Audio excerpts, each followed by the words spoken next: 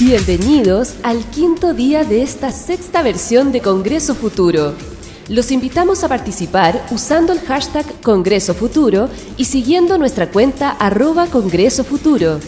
Hoy comenzamos con la charla magistral de Pierluigi Luisi, doctor en química, profesor emérito del Instituto Federal de Tecnología de Zúrich, que viene a plantear preguntas esenciales para el futuro de nuestra existencia. ¿Es la vida fruto del azar?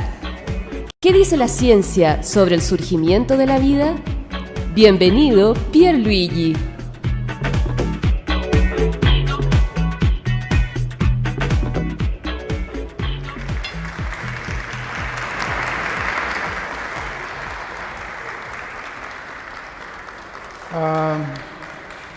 Good morning, and first of all, my thanks to the organization of this meeting, in particular to the splendid young people who have been assisting Estas personas us with espléndidas que han estado ayudando todo el tiempo con las habilidades profesionales, y también gracias al senador Guido Girardi, que de hecho me invitó e incluso tuvo la idea de colocar el título Ciencia y Espiritualidad. Probablemente ustedes están más acostumbrados a la dicotomía de ciencia y religión, un tema que nos ha acompañado en nuestra civilización en los últimos siglos, desde el famoso juicio de Galileo hasta la actualidad de la confrontación con los creacionistas. Un argumento que ha estado presente en muchos libros, pero no estoy hablando de la ciencia solamente y la religión, sino de un énfasis distinto sobre la ciencia y la espiritualidad. Así que, en primer lugar, voy a tratar de definir cuál es la diferencia para mí y para muchos otros entre religión, por un lado, y espiritualidad, por el otro. En este contexto, entonces, damos un paso hacia atrás de más o menos 200 millones de años para ver a estos ancestros, y coloco ahí en una posición erguida, que pasa de esta posición con su espalda doblada a su posición erguida, que fue un evento importantísimo, porque pararse al hacerlo, uno puede ver el cielo y puede ver las estrellas, y a la vez puede ver las nubes, tanto en la mañana como en la noche, y también la puesta de sol y su belleza. Y así, estas cosas sobre uno en el horizonte son las primeras preguntas. Luego tenemos un poder que está sobre mí, que es más poderoso que yo. ¿Y quién soy yo entonces en todo este misterio y poder? Por lo tanto, la primera idea sobre la espiritualidad, que hay algo mucho más trascendente sobre uno, y las primeras preguntas sobre quién soy yo, el origen de la conciencia. Y luego podemos decir que la espiritualidad, que es una experiencia subjetiva, es algo anterior a la religión, es algo que es pristino, y la naturaleza del hombre, que se está cuestionando desde el inicio el poder que lo rodea. Y la pregunta subsiguiente, ¿quién soy yo entonces? En este gran teatro del misterio y del poder. La religión, por supuesto, tiene una base en esta espiritualidad. Se encuentra ahí, pero particularmente en el curso de la historia, en vez de ser algo fijo, que es la codificación del sentimiento de la espiritualidad, se codifica en un Dios fijo, o al menos si no tenemos un Dios, ya puede ser el taoísmo o el budismo, que es una orden monástica fija, con una jerarquía más bien rígida, y reglas rígidas también. Y generalmente hablando, especialmente en nuestra parte del mundo, también hay un poder político. Así es que esto es una diferencia importante. Y en términos de la ciencia, voy a presentarles lo que yo considero el paradigma nuevo más importante de la ciencia moderna, y que para mí y muchos otros son la visión de los sistemas de la vida. Y aquí tenemos un libro que tuve el honor de escribir con Frijot Capra, el famoso autor del Tao de la física, que es una visión sistémica de la vida, que tiene lo biológico, lo social, lo ecológico, lo político, y abarca todo eso. Esta visión de los sistemas de la vida, y que es conocido para la mayor parte de ustedes,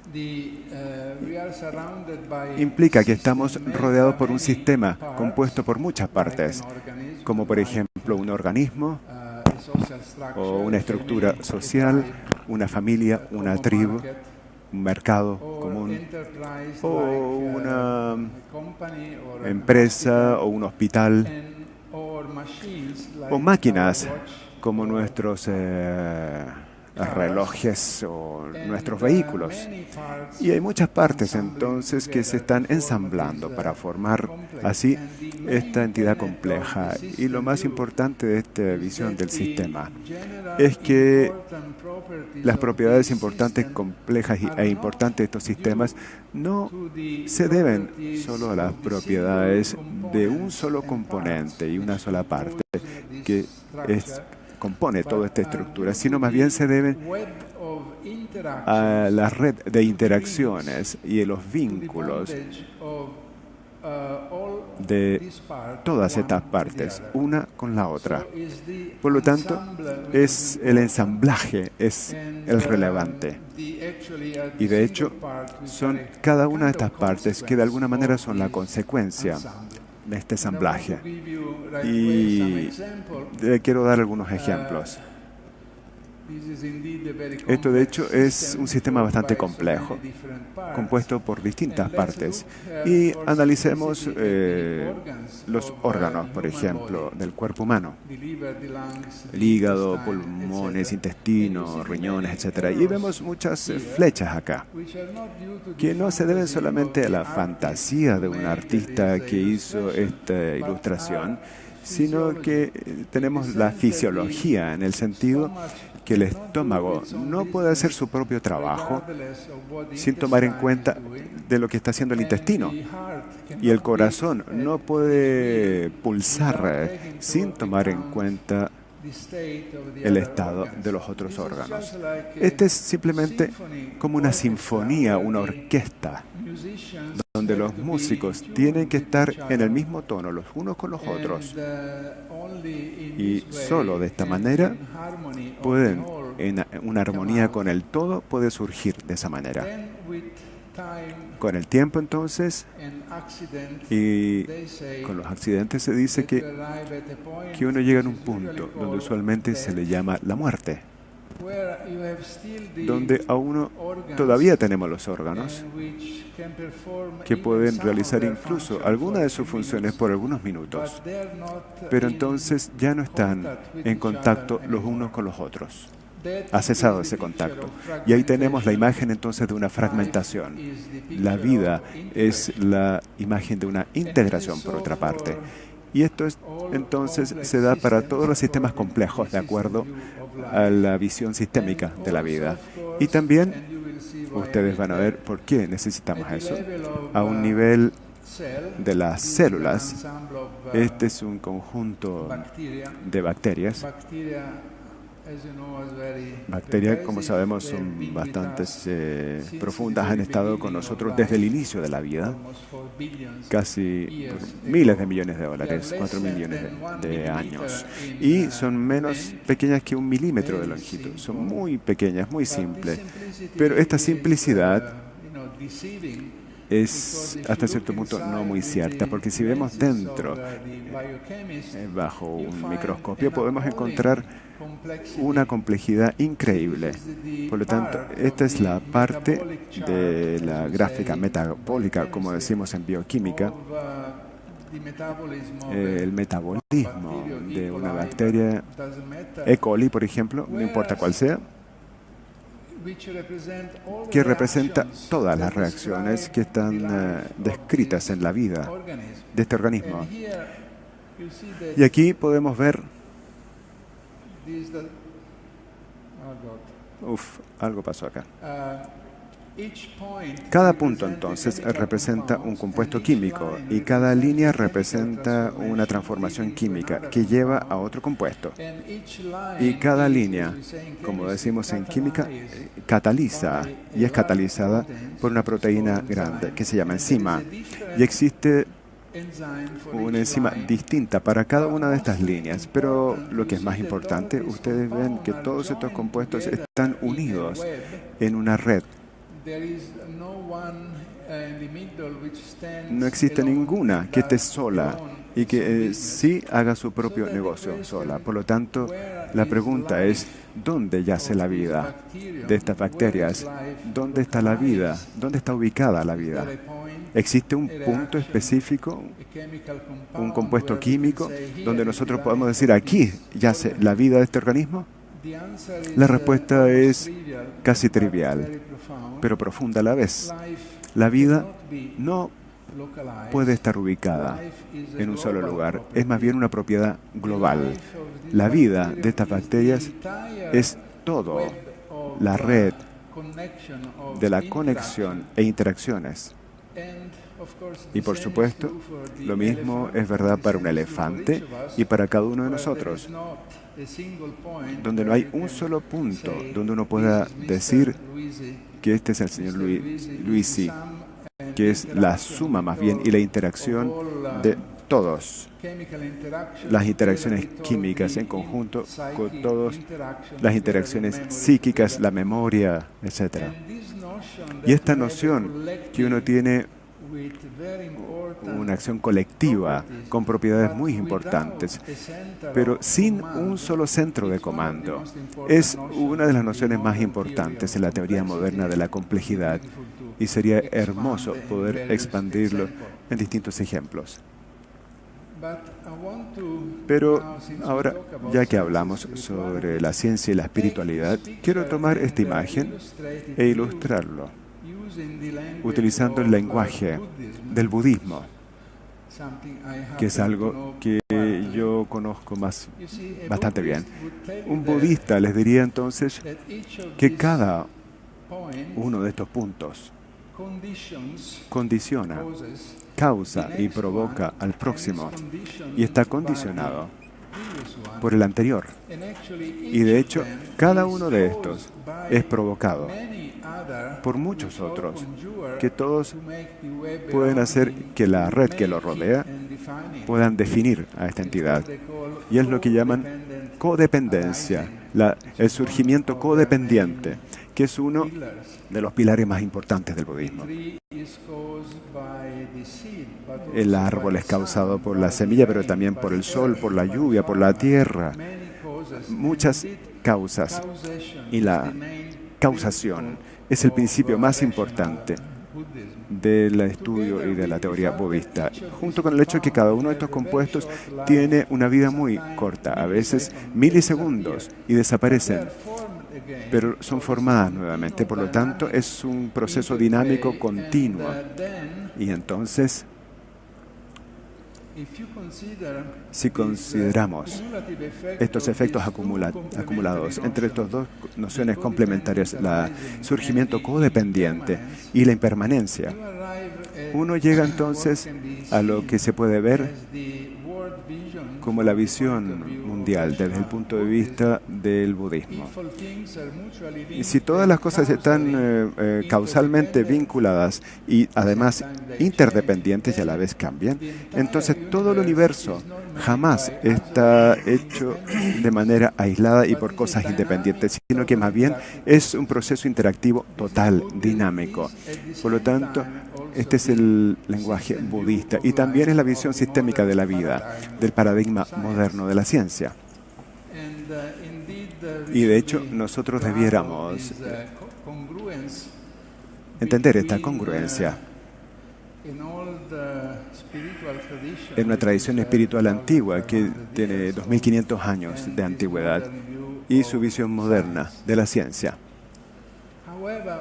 Sin embargo, probablemente en este punto, un budista entendido podría protestar acá. Diría que es importante, pero la congruencia quizás es solamente aparente. Ahora, ¿cuál es el problema entonces?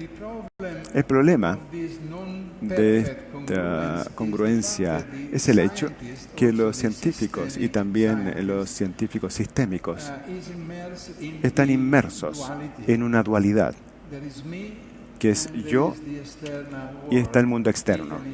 Incluso aunque el mundo externo sea la totalidad, existe esta oposición, esta diferencia entre el observador y todo lo que está fuera de este observador.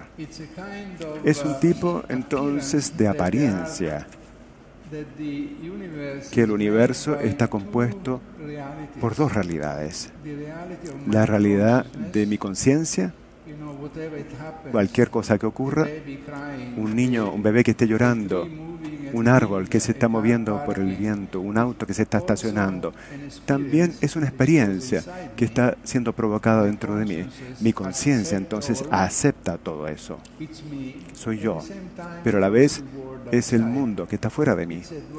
Es una visión dualista y la ciencia se basa en ese hecho, en su mayor parte. Pero esto no es verdad para los budistas, que trabajan, meditan duramente y tienen una forma de enseñanza y un trabajo duro que en los últimos años o durante toda su vida lo realizan de esa manera para llegar a un punto donde esta dualidad se disuelve en una unidad. Y los budistas avanzados no ven dos realidades, sino que esta realidad es una sola. Y esto es una diferencia importante que se da entre la ciencia, que siempre, cualquiera uno lo considere, siempre está fija en esta dualidad, en que existe el observador, mi conciencia, y existe el mundo fuera de este observador consciente. Y también el mundo espiritual que lucha en contra de esta dualidad para llegar a una unidad. Por lo tanto, si estamos de acuerdo que la ciencia es en su mayor parte dentro de una dualidad, ¿podemos seguir hablando de una espiritualidad desde el punto de vista de la ciencia? Es aquí entonces donde las cosas se vuelven menos claras, más sutiles, más especiales. Nosotros podemos decir que sabemos muchos científicos que ciertamente se caracterizan en partes de sus vidas por un alto grado de espiritualidad. Y si uno considera la visión sistémica en toda su totalidad, o considera toda la cosmología, uno llega al borde del conocimiento. Noten dónde estamos acá, ¿no? En la flecha, que es un grano de polvo perdido en una galaxia. Y esta galaxia está perdida en un océano de miles de millones de otras galaxias, cada uno que consiste de miles de millones de estrellas. ¿Y luego qué? ¿Qué hay después de eso? Uno puede decir que el infinito. Pero luego entonces ahí donde utilizamos las palabras y realmente uno ya no tiene sentido de lo que está diciendo. ¿Qué es el infinito? Uno comienza entonces que si uno inserta la noción de la energía oscura, la materia oscura que se expande en el espacio y este espacio es curvo, entonces hay muchas cosas que realmente están sobre el sentido común y además sobre y más allá de lo que podamos pensar. Lo mismo se da en el microcosmos. Si nosotros vamos a las partículas, las colegas de la mecánica cuántica nos están diciendo que no existe algo trivial como materia y partículas. Todo se disuelve, quizás. Y podemos hablar de las anillos que se pueden describir científicamente utilizando el espacio en 20 o 30 dimensiones.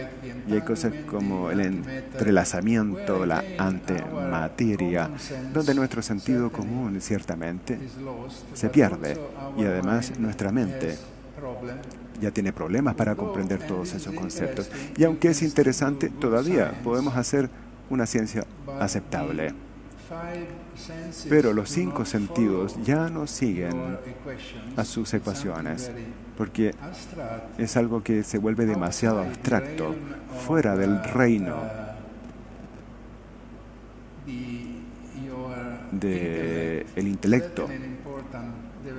Y ciertamente que es un desarrollo importante de la ciencia cuando uno lidia con cosas que uno no puede ver, que son infinitamente pequeñas o infinitamente grandes.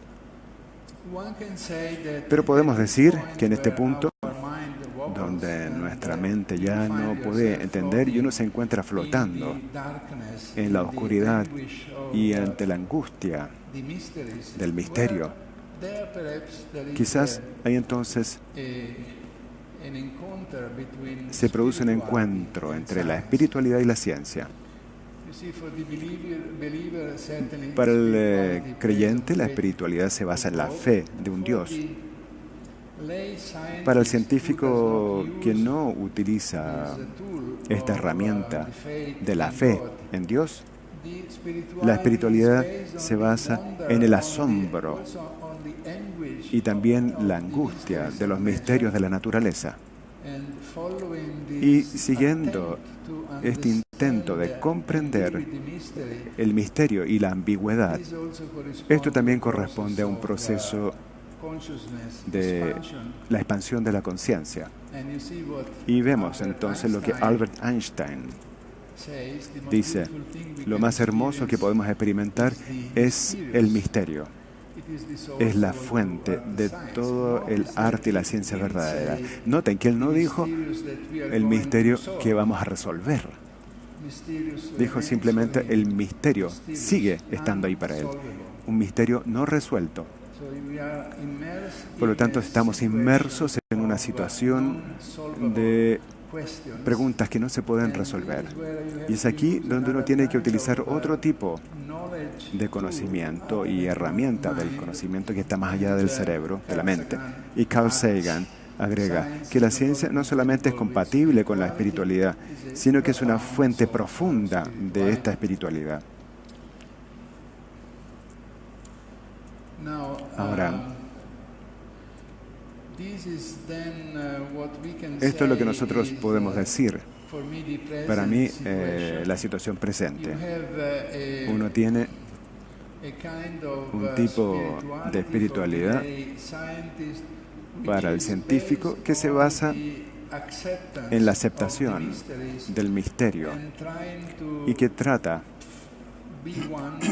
de seguir el espíritu de esta falta de conocimiento científico absoluto. Y existe un dicho ahí que corresponde a un proceso de expansión de la conciencia. Y también es verdad que cada científico tiene su propio proceso. Por ejemplo, Einstein estaba diciendo hasta el último día que yo soy un hombre profundamente religioso, lo que significaba que no iba a una iglesia o que tenía una fe en algunos dioses que crearon el mundo en 7 días, sino que es una espiritualidad más bien, de estar en contacto. Estoy tratando de ver el significado de este reloj que tengo frente a mí. Pero voy a terminar entonces con esta pregunta. ¿La espiritualidad de la conciencia son características típicas del ser humano? Y la conciencia también significa la capacidad de discriminar entre lo bueno y lo malo. El hombre es el único animal en la Tierra que tiene esta capacidad y a la vez el hombre es el único animal que de manera sistemática destruye su propio hábitat. Así es que veamos lo que hemos hecho desde 1950 hasta la fecha. Hemos destruido la mitad de los bosques. Tenemos 400 ppm de CO2 en la atmósfera. Hay un aumento global de temperatura hasta 0.6 grados. Ciertamente vamos a llegar hasta 2 grados de aumento de temperatura, con el aumento consiguiente del nivel del mar, de al menos 1 metro. Otros dicen hasta 2 metros, etcétera. El agujero del ozono también. 65% de la Tierra ya no está disponible para uso agrícola. El desecho nuclear. Y luego el hecho que a pesar de este crecimiento, 1/3 de la población está malnutrida. Por lo tanto, la única solución es poder encontrarlo en una nueva conciencia del ser humano para poder salvar a nuestro planeta. En ese libro que les mostré, donde tiene como que muchas páginas dedicadas a la solución que se ha propuesto por los economistas con un presupuesto, pero ciertamente todo esto no puede proceder sin un cambio interno en las personas. Y para eso, ¿cómo podemos hacerlo? Y dejo la palabra a este hombre, Albert Einstein, que ciertamente combinó un altísimo nivel de ciencia con algunos espacios de espiritualidad, y que en una de las páginas tiene que decir, y esta es la última diapositiva que les voy a mostrar, que es algo que deberíamos reflexionar. Un ser humano es parte de un todo, que nosotros le llamamos universo, una parte que está limitada en tiempo y espacio. Él se experimenta a sí mismo, sus pensamientos y sentimientos como algo separado del resto, que es un tipo de ilusión óptica de su propia conciencia. Esta ilusión es un tipo de prisión para nosotros. Por lo tanto, nuestra tarea es liberarnos de esta prisión y expandir nuestro círculo de compasión para abordar a todas las criaturas vivientes y a toda la naturaleza en su propia belleza. Esperemos entonces que nosotros vayamos a poder ser capaces de hacerlo. Muchas gracias.